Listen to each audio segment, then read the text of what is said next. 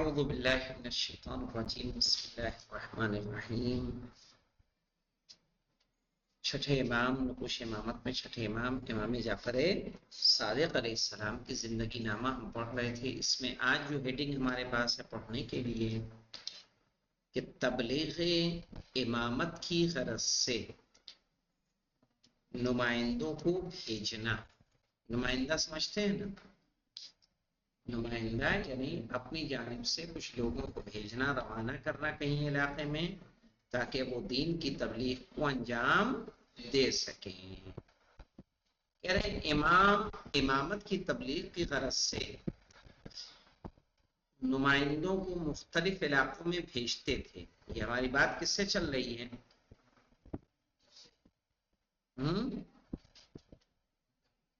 امام جعفر صادق علیہ السلام، یعنی آپ بھی امامت کی تبلیغ کے لیے الگ الگ علاقوں میں نمائندے بھیجتے تھے۔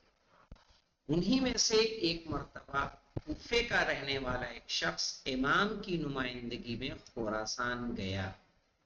کہاں کا رہنے والا؟ کوفے کا رہنے والا خراسان گیا۔ خراسان جانتے ہیں کہاں ہے؟ ایران میں۔ خراسان ایران کا، اور لوگوں کو آپ کی ولایت کی طرف دعوت دی۔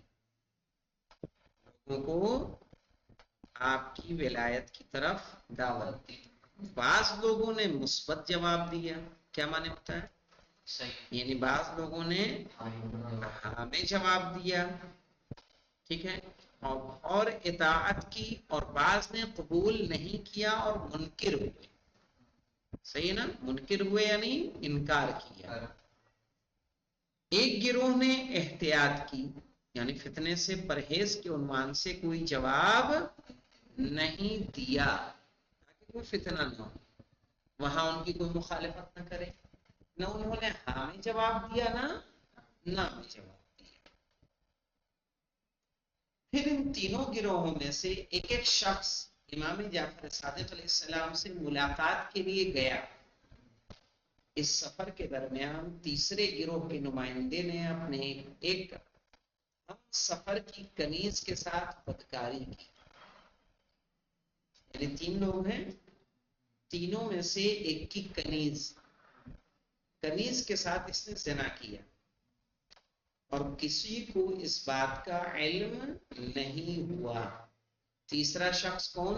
یعنی وہ لوگ جنہوں نے احتیاط کی تھی، نہ ہاں کہی تھی نہ کہی تھی امام کی، لیکن جب سفر کیا تینوں میں سے ایک ایک شخص کو امام کے یہاں جانا تھا، ان میں سے ایک ایک شخص وہ تینوں چلے، لیکن ان کے ساتھ ان کی کنیزیں بھی تھی۔ تو جو تیسرا شخص تھا جو احتیاط والا تھا، اس نے زنا کیا کس کے ساتھ؟ ان دونوں میں سے کسی ایک کے ساتھ، ایک کی کنیز کے ساتھ۔ جب یہ چند افراد امام کی خدمت پہ پہنچے تو اس شخص نے کلام کا آغاز کیا اور کہا، دیکھیں جب اس نے زنا کیا تو زنا کا بھی پتہ کسی کو نہیں تھا، اور جب یہ افراد امام کے پاس پہنچے اور اس شخص نے کلام کا آغاز کیا اور کہا، اہل کوفہ میں سے ایک شخص ہمارے علاقے میں آیا اور لوگوں کو تمہاری دعوت و ولایت کی طرف دعوت دی۔ بعض لوگوں نے اس کی دعوت کو قبول کیا، بعض لوگوں نے مخالفت کی، اور بعض دوسرے لوگوں نے پرہیز اور احتیاط کے طور پر کچھ کہنے سے پرہیز کیا۔ امام نے فرمایا، تم کس گروہ سے ہو؟ کیا قبول کرنے والوں میں، یا انکار کرنے والوں میں، یا احتیاط کرنے والوں میں؟ اس نے جواب دیا، میں احتیاط کرنے والے گروہ سے۔ اس میں سے احتیاط کرنے والے گروہ سے۔ امام علیہ السلام نے فرمایا، تم جو پرہیزگاری اور احتیاط کرنے والے شخص تھے، پھر کیوں تم نے فلاں رات کو احتیاط نہیں کی اور اس خیانت آمیز عمل کو انجام دیا؟ کہا جب تم ہماری امامت کے سلسلے میں احتیاط کر رہے تو دوران سفر بھی تمہیں احتیاط کرنی چاہیے تھی، لیکن تم نے اس رات احتیاط نہیں کی اور خیانت آمیز عمل انجام دیا۔ دیکھیے میں نے بتایا نا پہلے کہ اس کی خبر بھی کسی کو نہیں تھی، لیکن جب امام کی خدمت میں پہنچا تو کہا تم گروہ سے ہو، کس گروہ سے ہو؟ کہا احتیاط کرنے والے. کہا اس رات کیوں نہیں احتیاط کی تھی؟ صحیح ہے. جیسا کہ ملاحظہ کیا جا سکتا ہے کہ اس واقعے میں امام کی طرف سے بھیجا جانے والا شخص کوفے کا رہنے والا تھا اور اس کا محل تبلیغ خراسان تھا، جبکہ امام مدینے میں رہتے تھے. لہذا اس سے امام کی سیاسی کوششوں کے درمیان کی وسعت کا اندازہ ہوتا ہے کہ امام مدینے میں رہے ہیں، لیکن آپ کے پاس کوفے میں ایک شخص ایسا ہے جسے آپ اپنا نمائندہ بنا کے خراسان کی طرف روانہ کر رہے ہیں. اس کا مطلب کہ وہاں بھی آپ کی پہنچ موجود ہے. پھر ہمارے پاس امام علیہ السلام کے نام عباسی تحریک کے سربراہوں کے خطوط ہیں. مولانا ورگلانے کی غرض سے کچھ خط امام کے پاس آئے تھے، ٹھیک ہے، اور امام کو دعوت دی تھی کہ ہمارے قائد بن جائیں. امام نے ان کو کیا جواب دیا تھا؟ دیکھیے، خلفائے بنی امیہ کے سلسلے کا خاتمہ اور عباسیوں کا برسر اقتدار آنا یعنی حکومت میں آنا امام جعفر صادق علیہ السلام کے دور میں ہوا. یہ کب ہوا تھا؟ ہاں، کہ کون گیا؟ بنی امیہ ختم ہوئے اور بنی عباس حکومت میں آئے. امویوں کے خاتمے کی علت لوگوں پر ان کا ظلم و ستم کرنا تھا. کیا وجہ تھی مولانا؟ امویوں کے خاتمے کی علت لوگوں پر ان کا ظلم و ستم کرنا، بدعتوں کو رواج دینا، نیز حکومت اور ملک کے امور میں اسلامی تعلیمات سے بطور آشکار منحرف ہونا، یعنی کھلے طور پر وہ عیاشیاں کیا کرتے تھے. ان تمام باتوں نے مل کر لوگوں کی نفرت اور غصے کو بھڑکا دیا اور یہی مسلمانوں کے قیام اور انقلاب کا سبب بنا. بنی عباس کے بزرگوں نے لوگوں کے اس غصے اور نفرت سے فائدہ اٹھاتے ہوئے اس انقلاب کی قیادت کو اپنے ہاتھوں میں لے لیا. بنی امیہ کے خلاف لوگوں کے قیام اور بغاوت کے اسباب میں سے دو اسباب بہت زیادہ اثر رکھتے تھے. پہلا سبب یہ کہ بنی امیہ کے ہاتھوں پیغمبر اکرم کے خاندان کی مظلومی ہے نا. دوسرا سبب بنی امیہ کے ہاتھوں غیر عرب یعنی ایرانی مسلمانوں کی تحقیر کرنا، یعنی انہیں نیچا سمجھنا اور ان کو اجتماعی حقوق سے محروم رکھنا. اسی بنا پر بنی عباس ایک طرف سے خاندان پیغمبر کی طرفداری اور حمایت کا نعرہ لگاتے تھے، اس سے خاندان پیغمبر کی طرفداری اور حمایت کا نعرہ لگاتے تھے، تو دوسری طرف ایرانیوں کی حمایت حاصل کرنے میں لگ گئے تاکہ ایرانیوں کی بھی حمایت حاصل ہو سکے. اسی غرض سے انہوں نے ابو مسلم خراسانی کے لیے ابو مسلم کو خراسان کے لیے روانہ کیا تاکہ اس علاقے میں کہ لوگوں کو جو ایک مدت سے انقلاب اور قیام کے لیے آمادگی رکھتے تھے مسلح قیام کرنے کے لیے جمع کرے. بنی عباس کے رہبر ابراہیم امام کے مرنے کے بعد ابو مسلم نے امام جعفر صادق علیہ السلام کو بیعت قبول کرنے کی تجویز پیش کی اور ایک خط میں لکھا، اس طرح لکھا، میں لوگوں کو اہل بیت سے دوستی کی طرف دعوت دیتا ہوں، اگر آپ پسند کرتے ہیں تو خلافت کے لیے آپ سے بہتر کوئی نہیں، یعنی خلافت کے لیے آپ ہو جائیں. امام نے اس کے جواب میں لکھا، ما انت من رجالی ولا الزمان زمانی، نہ تم میرے دوستوں میں سے ہو اور نہ زمانہ میرا زمانہ.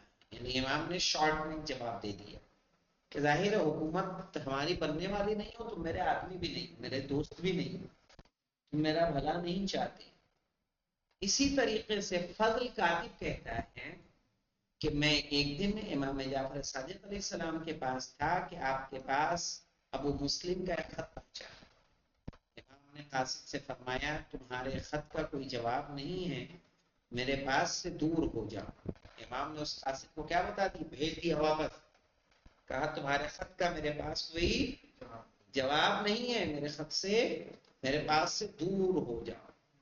اس کے علاوہ ابو سلمہ خلال کون ہے؟ یہ دیکھیے ابو سلمہ کو خلال کہنے کی 3 وجہیں ذکر کی گئی ہیں، وجہ بھی ذکر کر دیتے ہیں میں، جو بعد میں وزیر آل محمد کے عنوان سے مشہور ہوا۔ کس کے نام سے؟ وزیر آل محمد کے۔ جب ابراہیم امام کے مرنے کے بعد اپنے حالات کو نقصان رسا سمجھا تو اس نے فیصلہ کیا کہ ان سے منہ موڑ کر فرزندان علی سے ملحق ہو جائے، لہذا اس نے علویوں میں سے 3 بزرگ افراد جعفر ابن محمد، عبداللہ ابن حسن، صحیح ہے، اور حسن ابن علی ابن ابی طالب، عبداللہ ابن حسن بن حسن ابن علی ابن ابی طالب، صحیح ہے، عبداللہ محض اور عمر اشرف بن زین العابدین کو خط لکھا۔ سمجھ میں آیا؟ امام زین العابدین رضی اللہ عنہ کے فرزند عمر اشرف کو، اور حسن فرزند ہے کس کے؟ عبداللہ جو حسن، اور حسن کس کے فرزند ہے؟ حسن کے، اور یہ حسن کس کے فرزند ہے؟ علی ابن ابی طالب کے، یعنی علی ابن طالب علیہ السلام کے بیٹے حسن، پھر ان کے بیٹے حسن، صحیح ہے، تو حسن کیا ہوئے؟ بیٹے، حسن کے بیٹے حسن، اور پھر ان کے بیٹے عبداللہ، جن کو عبداللہ محض کہا جاتا تو عمر اشرف کو لکھا، اور انہیں آپ کے چاہنے والوں میں سے ایک شخص کے حوالے کیا اور کہا سب سے پہلے جعفر ابن محمد صادق کے پاس جاؤ، اگر وہ قبول کر لیں تو دوسرے دونوں خطوں کو پاڑ دینا، اگر وہ قبول نہ کریں تو عبداللہ محض سے ملاقات کرنا، اگر وہ بھی قبول نہ کریں تو پھر کس کے پاس جانا؟ عمر اشرف کے پاس جانا۔ ابو سلمہ کا فرستادہ، فرستادہ کس کو کہتے ہیں؟ بھیجا ہوا انسان، امام صادق علیہ السلام کے پاس گیا اور ابو سلمہ کے خط کو آپ کے حوالے کیا۔ حضرت امام جعفر صادق علیہ السلام نے فرمایا مجھے ابو سلمہ سے کیا تعلق، میرا اس سے کیا لینا دینا، جو دوسروں کا شیعہ اور پیروی کرنے والا ہے۔ ابو سلمہ کے قاصد نے خط کو پڑھی، امام کے حکم سے خادم چراغ نزدیک لایا، اس وقت امام نے خط کو چراغ کی لو کے حوالے کیا، قاصد نے سوال کیا اس کا جواب نہیں دیجیے گا؟ امام نے فرمایا اس کا جواب یہی تھا جو تم نے دیکھا ہے، یعنی اس خط کو امام نے کیا کر دیا؟ جلا دیا۔ ابو سلمہ کا قاصد عبداللہ محض کے پاس گیا اور اس نے اس خط کو عبداللہ کو دیا، جیسے ہی عبداللہ نے خط پڑھا اسے چوما اور فوراً سوار ہو کر امام جعفر صادق علیہ السلام کے پاس آیا اور کہا یہ خط جو خراسان میں رہنے والے ہمارے شیعوں میں سے ایک شیعہ لے کر آیا ہے ابو سلمہ کا ہے، اس نے مجھے خلافت کی دعوت کی ہے۔ امام نے عبداللہ سے کہا خراسان کے لوگ کب سے تمہارے شیعہ ہو گئے؟ نہیں سمجھ میں؟ کیا ابو مسلم کو تم نے ان کے پاس بھیجا ہے؟ تم نے بھیجا ہے ان کو؟ کیا تم ان میں سے کسی کو جانتے پہچانتے ہو؟ ایسی صورت میں جب نہ تم ان کو پہچانتے ہو نہ تم ان کو جانتے ہو نہ پہچانتے ہو، پھر وہ کس طرح تمہارے شیعہ ہیں؟ عبداللہ نے کہا آپ کی باتوں کا مطلب یہ ہے کہ آپ کی نظر خود اس کام پر ہے۔ دیکھیے وہ غلط سمجھ گئے۔ امام نے فرمایا خدا جانتا ہے کہ میں مسلمان کی خیر خواہی کو اپنے اوپر واجب سمجھتا ہوں، تو کیوں کر میں تمہارے لیے خیر خواہی نہیں کروں؟ عبداللہ ان جھوٹی اور باطل آرزوؤں کو اپنے پاس سے دور کرو، جان لو کہ حکومت بنی عباس کی ہوگی، اس قسم کا خط میرے پاس بھی آیا ہے۔ عبداللہ غمگین ہو کر امام کے پاس سے باہر چلے گئے۔ عمر ابن زین العابدین بھی ابو سلمہ کے خط کے متعلق منفی نظریہ رکھتے تھے، انہوں نے بھی اس خط کو پلٹا دیا اور کہا میں خط بھیجنے والے کو جانتا ہی نہیں کہ اس کا جواب دوں۔ جب کامیابی کے پرچم لہرانے لگے اور فتح کی علامتیں ظاہر ہو گئیں تو ابو سلمہ نے دوبارہ امام جعفر صادق علیہ السلام کے خط بھیجا کہ 70,000 جنگجو ہمارے ساتھ لڑنے کے لیے تیار ہیں، اب اپنے موقف واضح کیجیے۔ امام نے پھر وہی پہلا والا جواب دیا، کیونکہ ظاہر ہے صرف دوبارہ کربلا ہوتی اس کے علاوہ کچھ اور نہیں ہوتا۔ ایسا میں سب پیچھے ہٹ جاتے ہیں۔ ابو بکر حضرمی روایت کرتے ہیں کہ میں اور ابان بن تغلب اور امام جعفر صادق علیہ السلام کی خدمت میں پہنچے، یہ وہ وقت تھا کہ جب خراسان میں سیاہ پرچم لہرا رہے تھے، یعنی عباسیوں کا پرچم سیاہ تھا۔ ہم اپنے امام کی خدمت میں عرض کی آپ کی نظر میں حالات کیسے ہیں؟ امام نے فرمایا اپنے گھروں میں بیٹھو جب تم یہ دیکھنا کہ ہم کسی شخص کی اطراف میں جمع ہو گئے ہیں تو اسلحہ لے کر ہماری طرف دو۔ امام نے اپنے دوسرے بیان میں اپنے اصحاب سے فرمایا اپنی زبانوں کو روک کر رکھو اور اپنے گھروں سے باہر نہ نکلو، چونکہ جو چیز تم سے مخصوص ہے یعنی حقیقی اسلامی حکومت، وہ اتنی جلدی تم تک پہنچنے والی نہیں ہے۔ صحیح ہے، امام صاف لفظوں میں بتا رہے ہیں کہ لوگ تمہیں خلافت کی تو دعوت دے رہے ہیں لیکن یہ خلافت تم تک پہنچنے والی نہیں ہے، چونکہ امام اپنی نگاہوں سے سب کچھ جانتے ہیں۔ الحمدللہ۔